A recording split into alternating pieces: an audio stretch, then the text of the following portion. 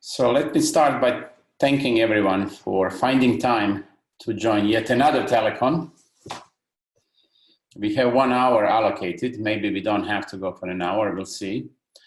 But there are some decisions to be made today about some dates for workshops and so on. So I put few links just to have it handy if you need it for some of the more important documents. So we have our one single starting point place for SCOC, then the report by Lynne and others for the 2020 simulations is PSTN 51. We have our old concept paper, which is also on AstroPH. This is GitHub link. And then we have our one-page timeline for the SCOC deliberations at this link, and we may want to change it. We'll talk about that later. So I just wanted to remind you of some basic truths in this process of optimizing Cadence and making the decision how to start the survey in 2 to 3 years. First of all, we cannot get rid of any of the 4 main science teams that we used to get community excited about LSST and Rubin Observatory, and that we used to get agencies to fund us. So we cannot just decide overnight that solar system is not important anymore, for example, or that Milky Way galactic plane is not important. So we have to optimize all of them simultaneously at the system level. And basically, Andy Connolly and Phil Marshall summarized that nicely, that we are not trying to maximize happiness, we are trying to minimize unhappiness. In other words, we will try to optimize all the science teams we have, but this cannot be done at the major expense of some other science team. And a good example is supernovae that have both astrophysical and cosmological importance. And there are ways we could increase supernovae yield by 50%, but if that would also mean that we are killing half of the asteroid population, that would be something that we would not be inclined to do. So I think Phil is also the author of this approach, Cadence diplomacy. Dave Monet used to predict cadence wars for LSST, but then Phil Marshall came up with this idea of cadence diplomacy. So that's basically what we want SCOC to do. So all people who sit on SCOC, 11 people, they do not represent their science collaborations. I believe all of them are members of science collaborations, but they are not representatives of those. Their work is to optimize the global scientific productivity of the LSST at the system level and not to fight for their own science collaboration. So if they go back and you're unhappy with them, this is in their charge. So if you get mad at Colin for not advocating for galactic plane, then it's not his fault. Also, we want this process to be very open, very transparent. We don't want to be a smoky room and then we will declare that we chose the final cadence after some white smoke comes out of the chimney. We want our science collaborations to be fully engaged in this process. So the SCOC members will be actively seeking input and advice from all the members of scientific community from science collaborations, but also from other people that they may meet at AAS meetings or wherever. And there will be no secrets. All the information we are gathering is free to be shared. And so the way I think of this whole process is that given the same information that we are collecting for SCOC members, if we chose 10 other people, 11 other people, they would arrive to the same conclusions and recommendations, ideally speaking. Of course, there is some astropolitics involved. There will be relative weightings of the 4 science teams. And so everybody will have to be very wise. But ideally, it would be great if it could be something that is repeatable in a sense. So how shall we get there? So the idea is to have two phases. Right now we have many different families. In that long report, 80 pages that Lynne and Peter wrote, there are fundamentally different ways of executing survey. Maybe not fundamentally different, they are all related to our baseline cadence, but among themselves, they approach the problem from different angles. So we would like to settle on an overall family by the end of the next year, which means we would like to know what do we want to do about rolling cadence. We would like to know the footprints, more or less, the list of mini surveys. We would like to know where DDFs are. And once we have this strategy for starting the survey, then we will optimize it, basically micro-optimize it by varying quantitative knobs, like exposure time. Now we understand the system better. So for example, we have measurements of the readout noise for all 3024 amps in the camera. So we understand that with U-band, we should go with longer exposures. But these are micro optimizations that we will do in phase 2. Now in phase 1, it's almost like a qualitative statement, which of these families we want to pursue further. And because we want to have open communication channels between the SCOC members and science collaborations, we decided that we probably need 3 workshops to accomplish this. So the first one that we need to talk about today was nominally scheduled for November. It did include some delay, I think 3 months delay compared to the original schedule, 3 months delay due to COVID. But at that time, we did not predict that COVID would still be going strong by the end of this year. And I think that's now pretty obvious. So we may want to reconsider timing of that workshop because science collaboration chairs are reporting that everybody is super busy. And there are some other deadlines in November that came from the commissioning team. So there were concrete proposals to relax this schedule. And given that the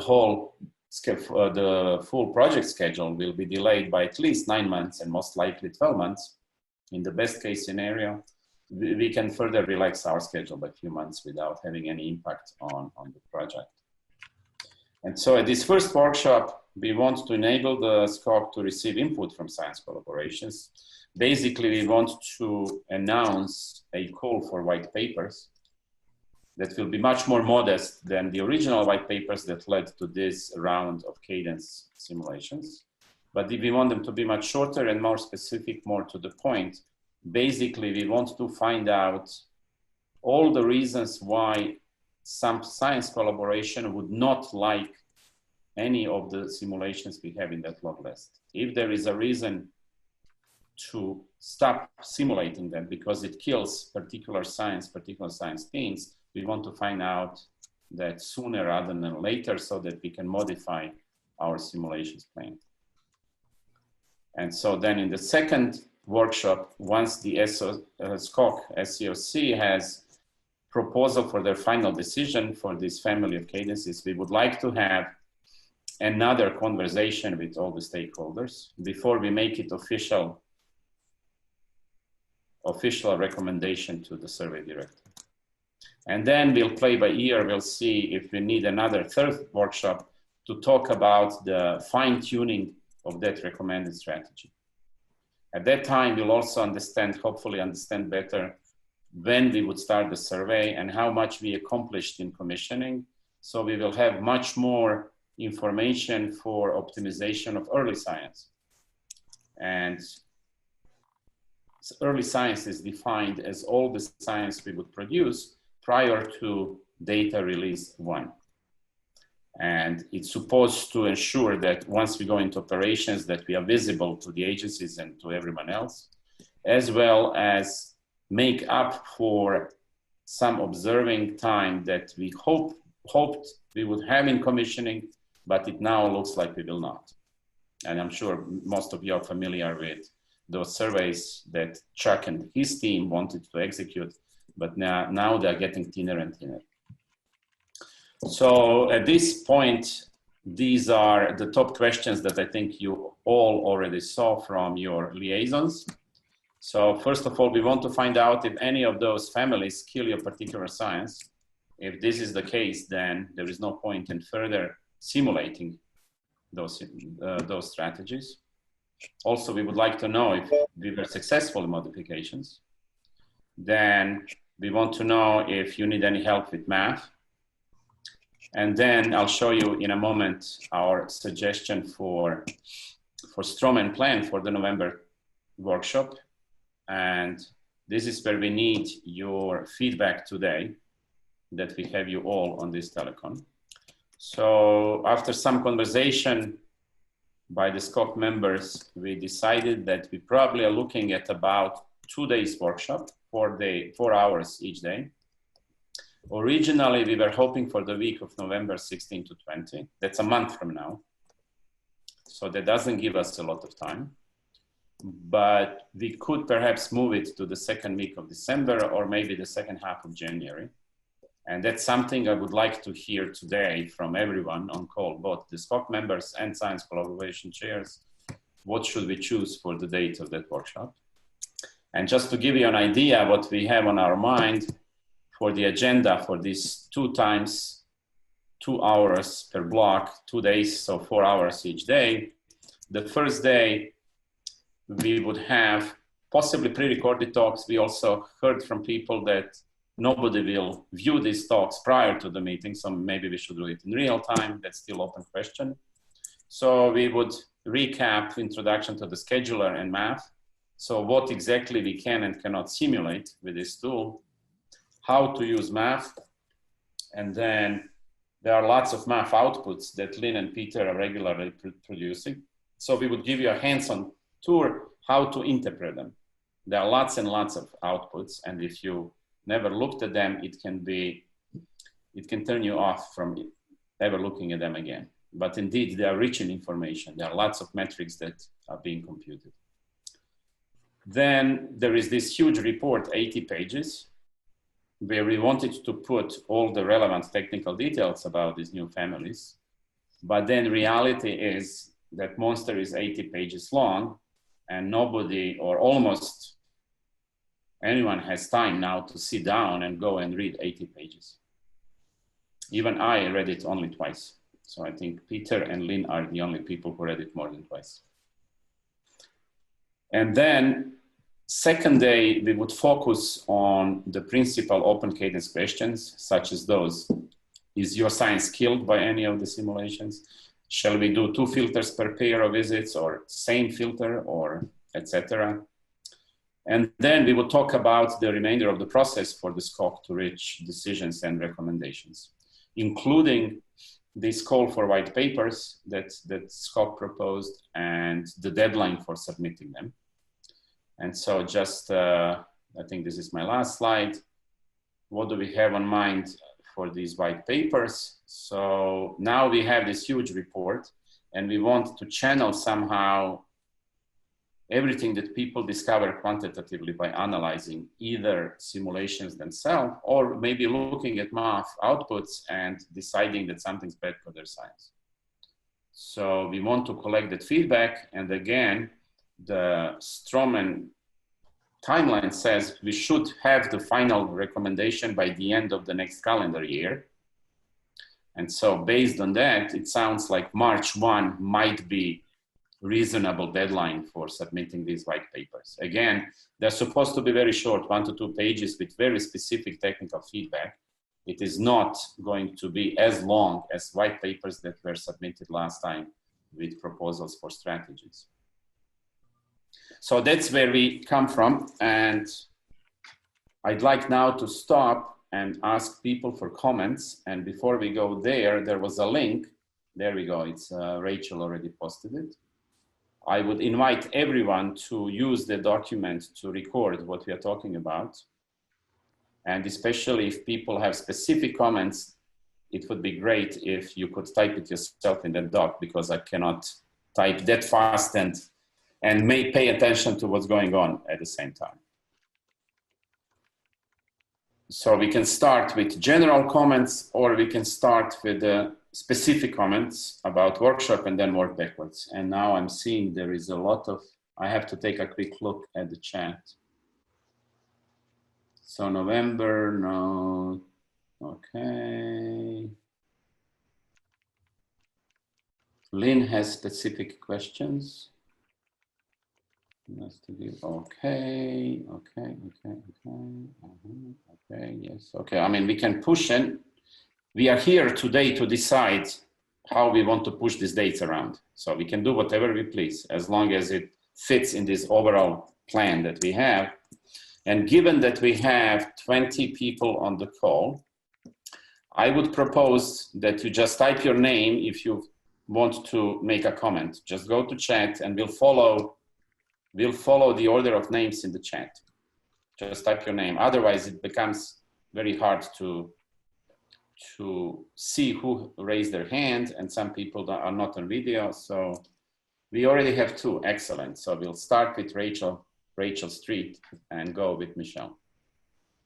Thank you.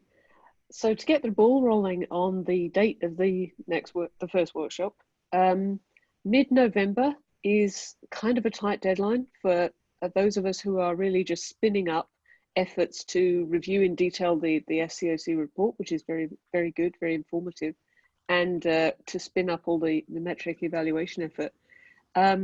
You mentioned alternative dates in mid-December, and I wanted to point out that unfortunately the mid-December date clashes directly with SPIE, which I for one will be obliged to attend.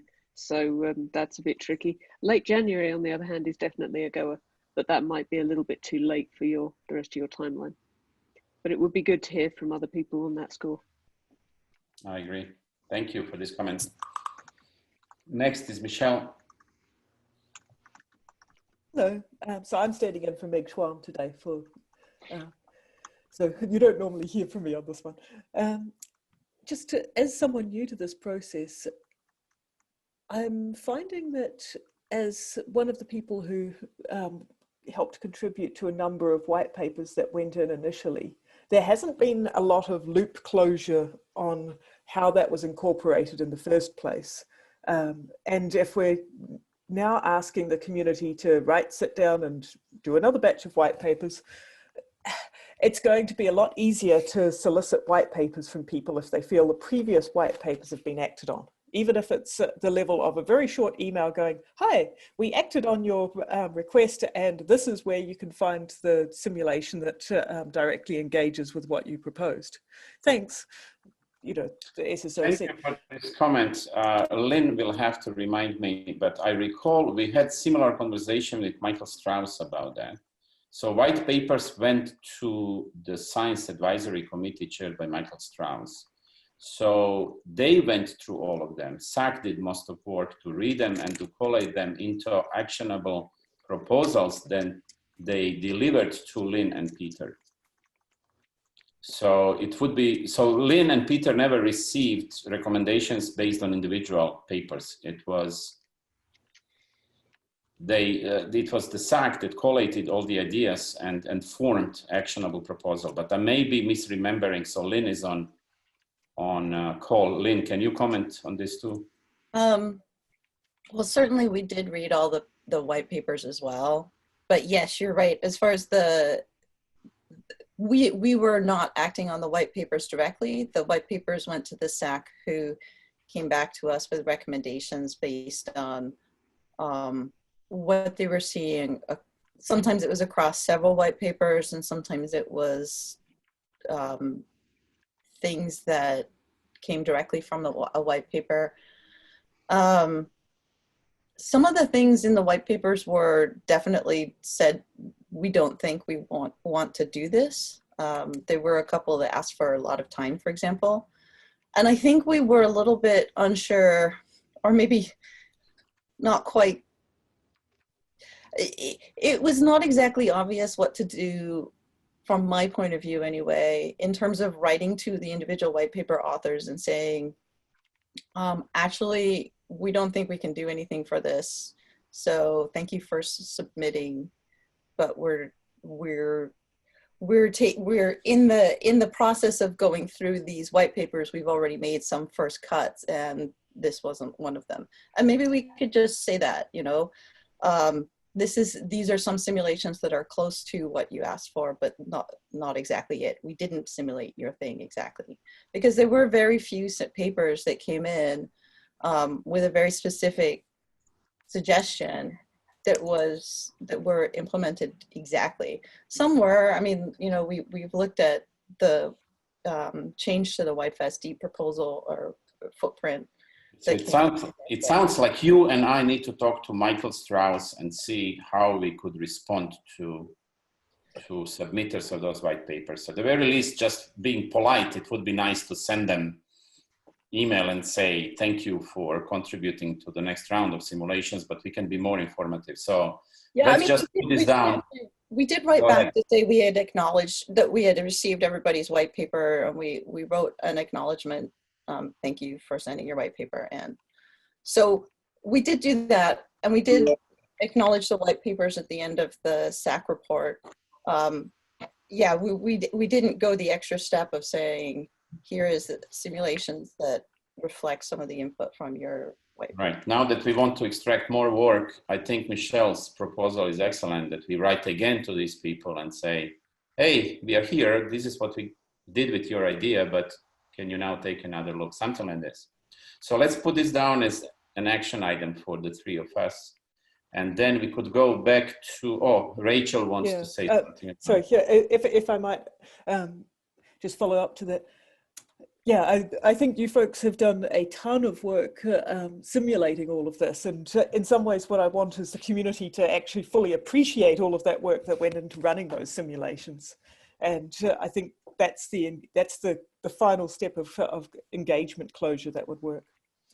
And if I can also say on behalf of the Southern Hemisphere folks, if you're pushing to late January, that will disengage the LSST Asia component who have holidays in the summer holiday period falls in the December-January timeframe.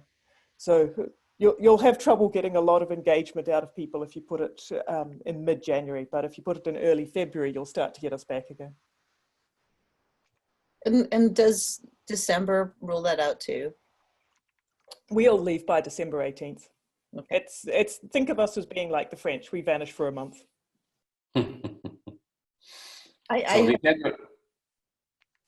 Go ahead. I was just going to say, I'm currently expecting to have some conflicts with December. So I'm not super keen on December either, but there's still. It will be hard to please everyone, but the only solution right now for pleasing everyone is to go all the way to February.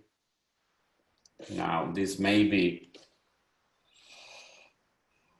too long. So if we stick to the end of December and we go to February, maybe if we gave less time to people to write those 2 pages and we don't expect them to sit on it for 3-4 months, but rather maybe a month or 2 months. So I just want to say, before we are done today, we need to decide, but let's listen to other people who want to say something. We have Rachel S, and then Mansi, and then Lynn, and then Peregrine.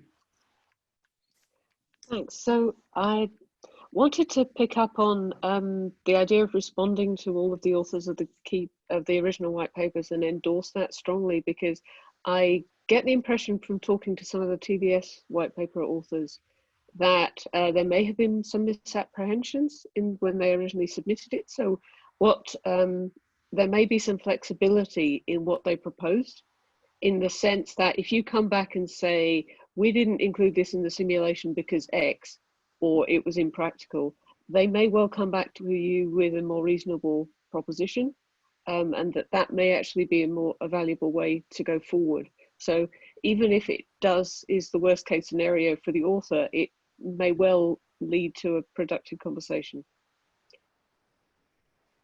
Thank you, Rachel. And the second point, just to point out, if you shift the date of the workshop in December, even just a few days, that would actually be helpful. So it may not need to be such a major shift as you're thinking. In December, except I would lose Lynne.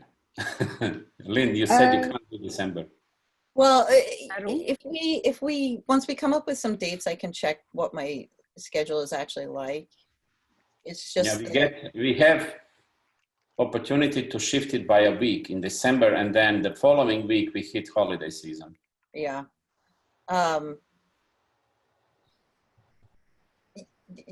Yeah, I think we can probably work something out. It's just that I'm likely to be moving during December. Let's hear from others. We have Mansi waiting.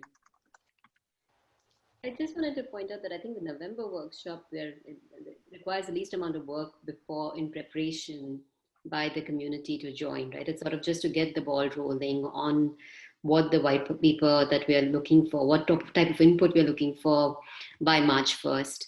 So I think maximizing the time that people have to digest what they hear at the November workshop and develop whatever the missing metrics is, identify the big problems right before zooming into the details for their white paper would be most useful. So I think it's okay to push, late November to early December, but I wouldn't push any further than that, because that would give people too little time to write good white papers. And that white paper input that we get from the community is going to be valuable to make decisions that are difficult to make downstream, right? So I think we want to maximize the amount of time the community has to prepare those white papers. So if you still want to get white papers by March 1st, so we can try to have another workshop in the fall and try to make a decision by December, I don't think we have much flexibility with this November workshop date, maybe a couple of weeks, but not much more than that, right? And that can be whatever, a doodle or a when is good poll, but I think delaying to January, I think would just push everything back. Yeah, I kind of agree. I'm looking at the calendar now for December, and this week, 14 to 18, 2 days during that week becomes more and more attractive. But let's hear from the others. Who was next on the list? Prajita, did you want to say something, or you just wrote what you wanted to say and we can continue down the list? She can't say anything, I think. Oh, okay. Okay. Then we are back to Lynne and Green. I just wanted to see if we wanted to revisit the format at all.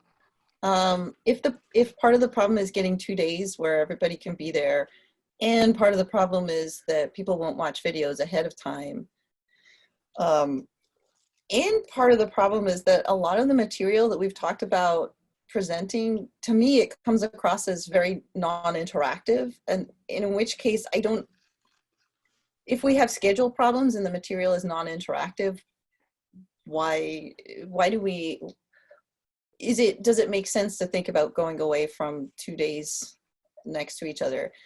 I don't know. I mean, I do get the appeal of saying like, hey, let's do 2 days. Everybody can come and focus on that, and we'll present everything in one go. So if people want to stick with that, that's fine. It's just, we are running up against these other problems. And if we say, oh, everything will be recorded, people are going to fall back in the same thing of saying, I'm busy, I can't go, I'll watch the recording. And if we're saying people don't watch recordings, then we have this problem again. So I don't know, at some point, this is just something we might want to grapple with, and maybe there's a way we can improve on all of it by having, maybe if we did like sort of, instead of 2 days that were so solid, we could like have an hour on several different days with a short discussion period afterwards. I don't know. I don't know if there's a better way. That's a very good question. And hopefully we can get some feedback on that too today. So let's try to be obedient and go to Peregrine and then. Yeah, just a very quick question. Maybe I just missed it, but what was the reason that we aren't looking for earlier in December than the week of the 14th? I didn't catch the question. Can you repeat? What is the reason for what?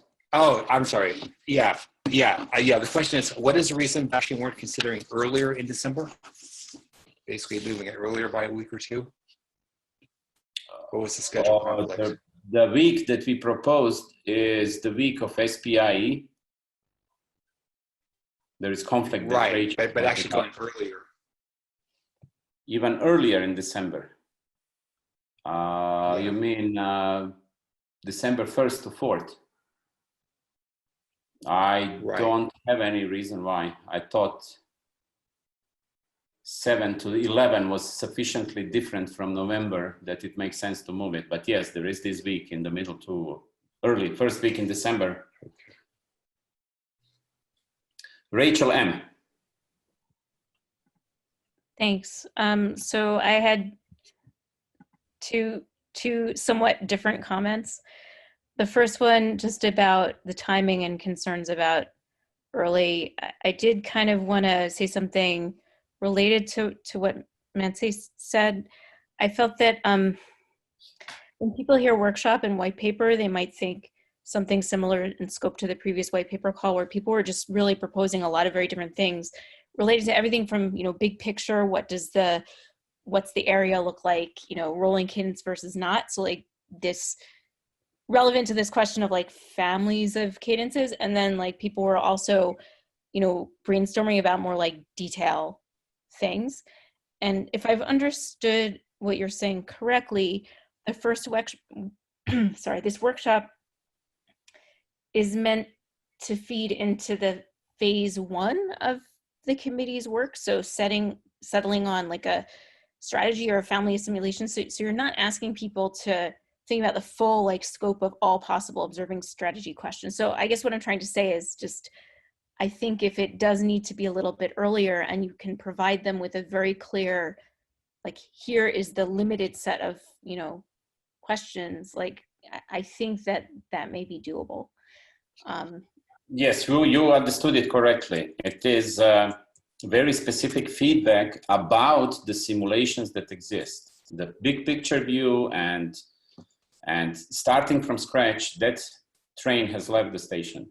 That was the last call for white papers. We collected ideas, we implemented them. Now we want to see if there are, for example, unanticipated problems with some of these ideas for some other collaborations or other science teams that they didn't know about. So now we want to go through this list and say, okay, DESC proposed this modification. It works great, but they killed half the solar system. So we want to hear that back from the solar system people, or the other way around.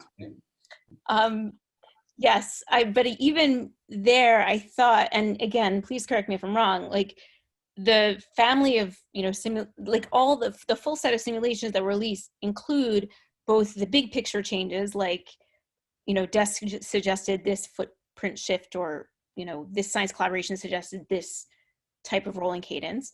And I thought it also includes some like smaller scale fine tuning changes. So I guess what I'm trying to say is just, when getting people to think about this workshop, focusing them on a set of high level questions that might not require them to feel like they have to understand like all of the 80-page report and all of the simulations. Right, understood. Yeah, so the purpose of the workshop is to talk exactly about what would be in white papers, so that people understand what is expected from them. Okay. Including having cheat sheet for the big report that SCOC members already proposed, and to go through the list of top questions that Lynne and Peter need to have answered so they can proceed with another round of simulations. Great, okay, because that might make it feel a little more approachable to people if the whole point of the workshop is to get them oriented on exactly. questions. Yeah. So we don't expect people to do anything prior to this workshop. Okay, and my second point was just going to be that a lot of dates have been thrown around, and I don't know about the others, but I've been thinking like, oh, I know of this conflict for this one. I know of this conflict for this one. And I am obviously not going to like speak up individually about every single one. Would it be useful if we were to put in the notes the set of known conflicts so that we can do this asynchronously, but you have something at the end of the That would be great. That would be great. We will not be able to find a date without conflicts. We'll have definitely not. No, but you should. But that way, you'll at least know what conflicts there are and what choices you can. Yes, yes, I agree. That'd be great. If someone is aware of some conflicts, like this problem with Southern Hemisphere and summer there. Yeah, we should know about it. Let's run through the list. We are now at Renee. Hi, yeah, I just wanted to just come back a little bit to Lynne's comment about doing stuff asynchronously. And I think it would really work if we did a combination. If we said to people, here are a bunch of pre-recorded tutorials on the tools and the things that you might need, and maybe even an intro to the straw person, so that people can watch that video, watch those videos in the week running up to the meeting asynchronously, and then have, you know, a shorter meeting, like a day, where we say to people, all of the sessions are going to be discussion sessions, so that it's super useful, super important to be online, you know, not all of your day. I think that would be, you know, the best combination, so that people essentially, you know, we can flip the classroom and give people homework or pre-reading, so that by the time they arrive, even though they haven't done the analysis, they really know the questions that they want to ask and how to engage with the straw person. So. Yeah, that was the original idea of having these pre-recorded things, but then we also heard people will not view them. So I think if people know that that there are going to be sessions that are, you know, super engaged, maybe, I don't know, I'm still hopeful that they will do it, rather than showing up and saying, look, I haven't watched anything, I don't know what's going on. All right, let's move to Knut. Yeah, I'd just like to second Rachel M's suggestion of focusing on the few key big questions, the early ones, sort of the big levers. And I think what Lynne wrote in her email, which I haven't entirely digested, but looks very good, sort of outlines what some of those big question or big levers are. So the 2x15 versus 1x30, you know, the pairs and same filter, different filters in the footprint. And if we can structure the workshop to try to get input on those questions, then I think, yeah, having a workshop that comes up pretty quickly might not be so unreasonable. I would think for an overall goal, maybe for the white paper contributors, is to maybe start constructing a Jupyter notebook that it could start simple, like at the Flatiron workshop, Lynne came up with a structure for a very basic notebook to explore some trades. And if that didn't really even involve you know, the details of math. But if we had a notebook like that was kind of tuned to each science case produced in white papers, then one could build that into a notebook that would include the math metrics. But it might be enough to have something simple to address these basic first questions. Thank you, Knut. And Renee again.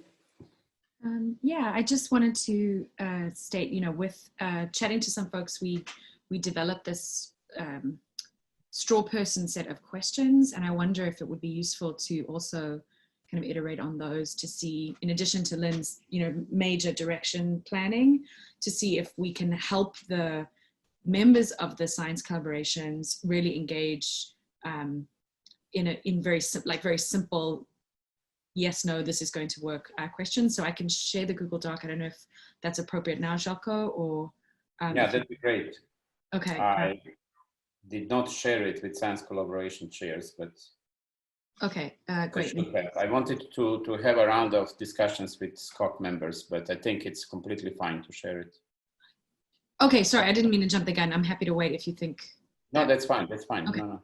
Okay, so I'm. It will nicely illustrate what kind of questions we are trying to ask.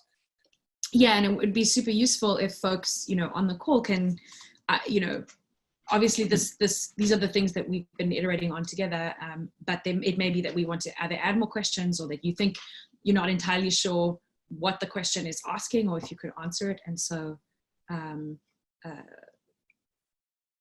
I think the more practical and the more direct we can be to people for the meeting, that we can start having these discussions, and it may come out that people don't know what they need to answer these. And I think that's one of the things we want to get at right as early as possible. Yeah. I agree. Before we go to Meg, Rachel had a question. Can we share this with our science collaborations? I think yes, except for the caveat that we are not done yet with the document. We just started it. So I thought we would have another round of discussions with Lynne and Peter and with SCOC members, and then add more examples. So maybe it's premature to send it, but there is nothing secret in it. If you think you want to give them preview of what to expect, yeah, go ahead. Meg. Sorry, I'm double booked as usual in this time slot. I guess one of my concerns about is that when everyone goes, gonna watch lots of videos, I know a lot of people that did not watch the PCW videos at all. And all they watched was on the PCW itself. And so my concern is that you're gonna make all these videos and you're gonna get a bunch of people that are not ready to dive in, and that we're gonna get the same core people who basically have been looking at this who are able to talk about it. And that's one, not gonna let people in who are junior that will be influenced by this Cadence decision make it. And so I just would like to make sure we've got balance there in that, because my concern is you make a half-an-hour video, I can't get, you know, college kids to watch a 20-minute video about how to do their lab that tells them all the answers to half the lab to do.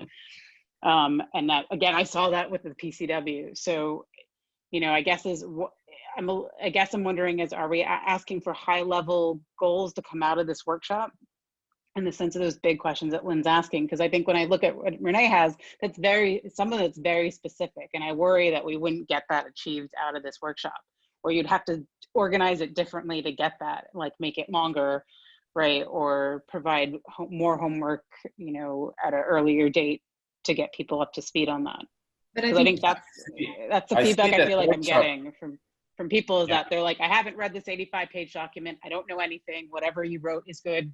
Go off. I understand, right. But this workshop cannot be for everyone. I see it as providing information to people who care about observing strategy and who care about how we will get to the final decision. This is not for thousands. It's not for all 1,000 members of our science collaboration. That's fine, but I think from what I can read from all of the science collaboration feedback to liaison has that very few people have engaged in this. Some collaborations do, but most that are not funded or have significant funded contingent have not engaged, and it's a very small core of them. And so my concern is you will have people then still feel like the decision was made without really explaining it to a number, and that they won't feel part of it. So I get the point. We shouldn't make this so that it's like the PCW, but I think is if you don't get more than just the leadership of each science collaboration engaged, or a few more, we've failed at making this, again, open. And it's just as closed door as us doing it without asking for feedback.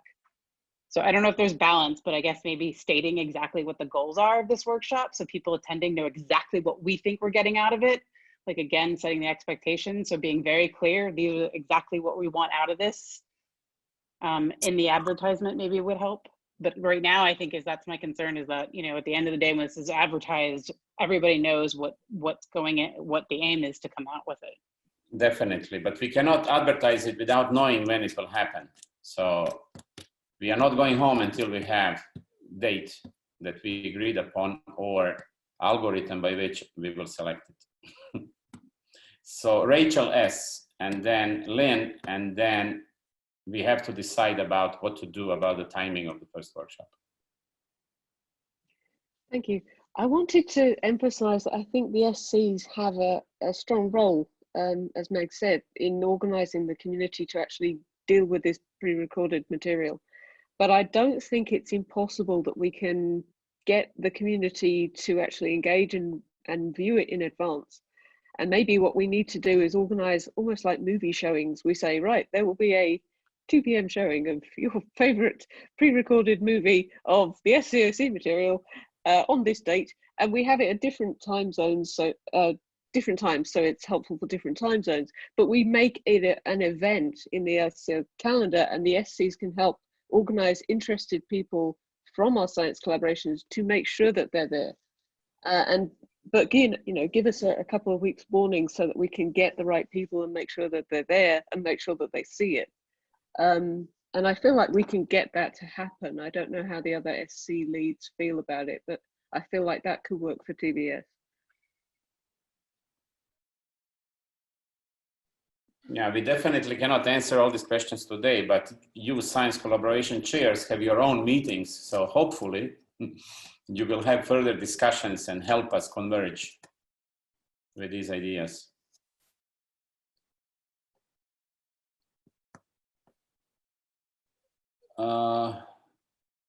Graham Smith wants to say something. Oh no, Lynne, I skipped Lynne. Lynne, let's try to spend just a few more minutes and then we need to converge with the dates. Yeah, I was just going to say, I think one of the problems is that there is a lot of material. Not everybody cares about all of the material. So this was actually one of the things I liked about pre-recorded stuff is we could split it up into more targeted audience sort of bites, and then people could just look at that. Presumably if somebody is interested in something, they are more likely to watch it, and if they feel like it's relevant to them.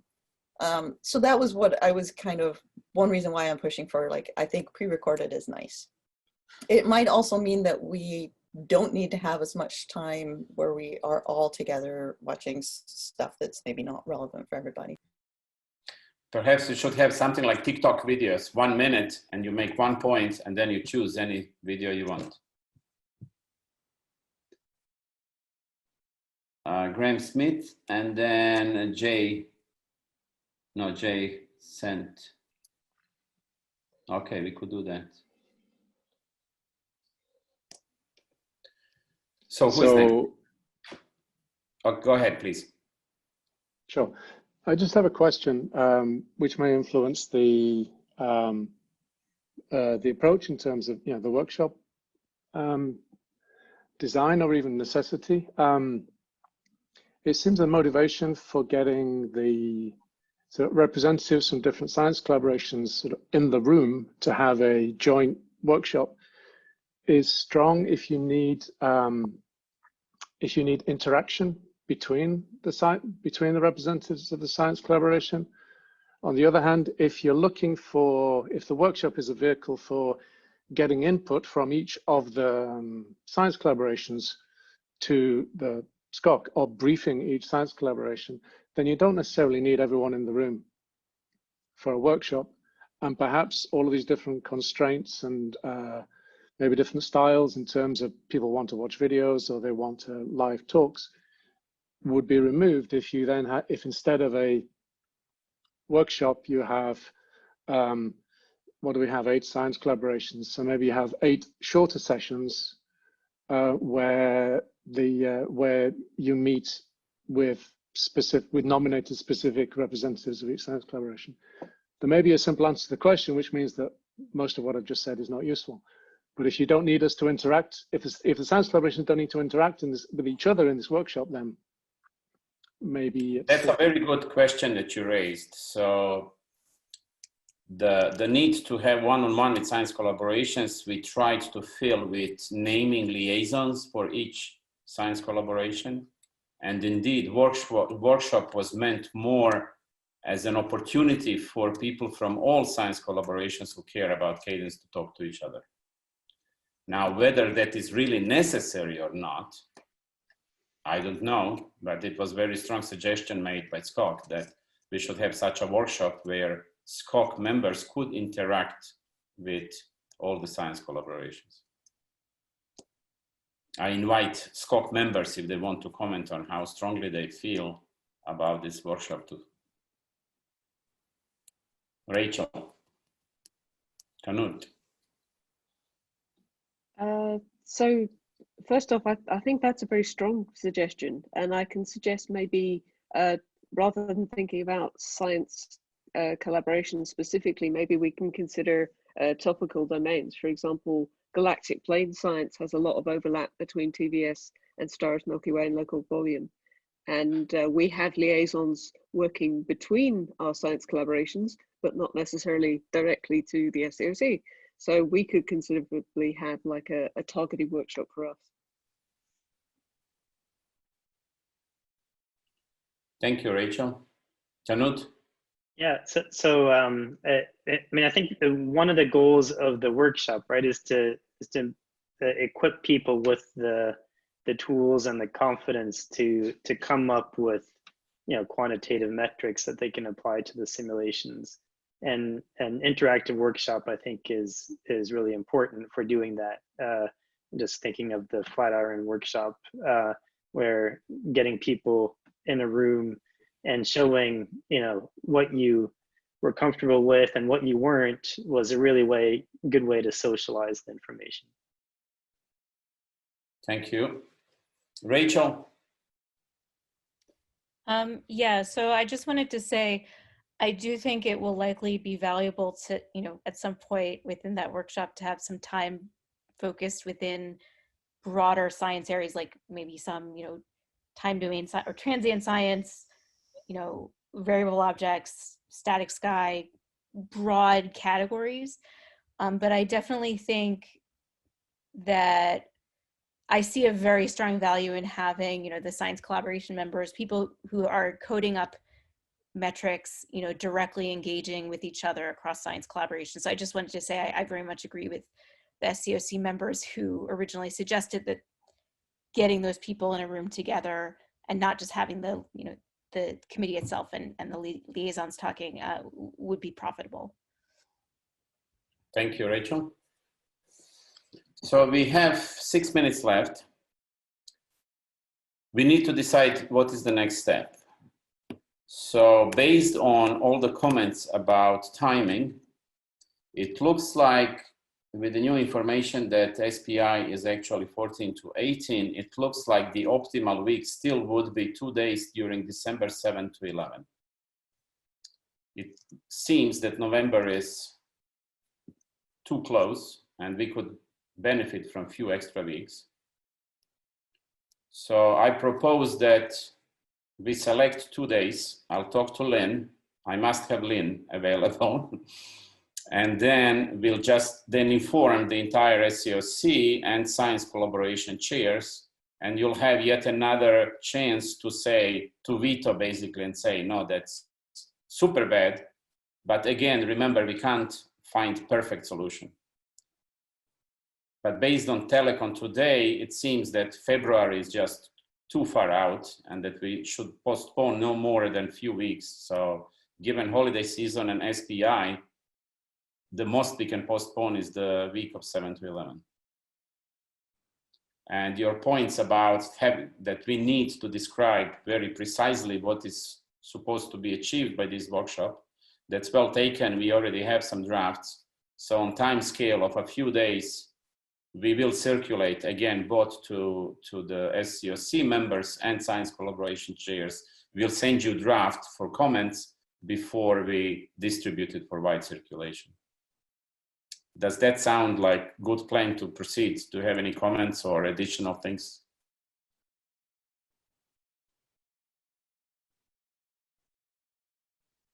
Nobody's screaming at me. Comment in the chat. Oh, okay, my chat moved up. So you could consider the week before, first week of December, that works for Lynne. Yes, Lynne and I will continue with this Telecon once we are on the full hour and we'll talk details. Okay, we already now know it's this sprint. Okay, can't make everyone happy. So, Zeljko, can I just check? So the way I understood this discussion, the point of the workshop is to give the whole community that's interested in Cadence an opportunity to get more familiar with the metrics, but also the general document, and introduce, let's say, reintroduce the community to the status. Then during this discussion, there were also comments on kind of either topic or science collaboration specific follow-up, which can happen presumably after this initial introductory workshop. And then there's the actual deadline, which, as far as I understood from what you said, you would prefer it not to be pushed from early March. Is that a fair summary of what the SCOC wants to happen over the next 6 months? I believe so. Modulo that if push comes to shove, we could push March 1 by week 2, 3 weeks, not many months, but given that we moved workshop a little bit, we could move that deadline a little bit. But conceptually, yes, that's exactly what we want to happen. Okay. So we are aiming for for people who are already deeply vested in cadence optimization. It's not just for random people from 1,000 people in science collaborations. This should go now one level up compared to PCW workshop. This is now for people who care more. Yeah. And it's driven by the SCOC members and their deliberations. Okay, thank you. Again, if you have any additional comments, if something comes to your mind later, you can either add it to this Google Doc. Thank you, whoever was writing in Google Doc all these comments. Thank you so much. It's very useful. So you can either go to this doc or send email to, if it's more technical, to Lynne, Peter, and me, or anything else. You can go to community, and general comments of general importance can go to community.lsst.org.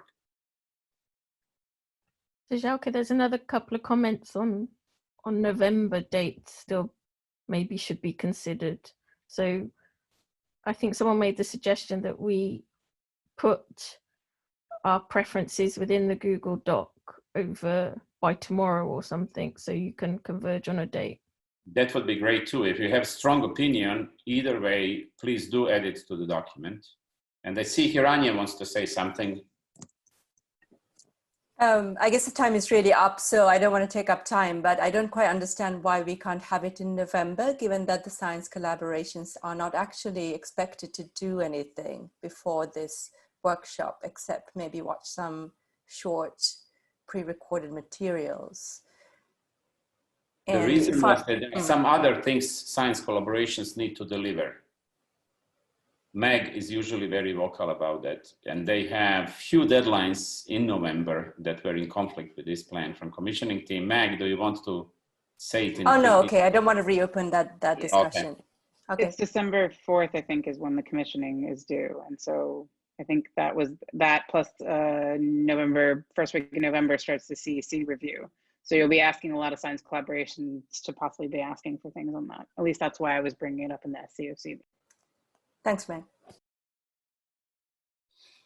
Well, thank you again then, everyone. This was very useful.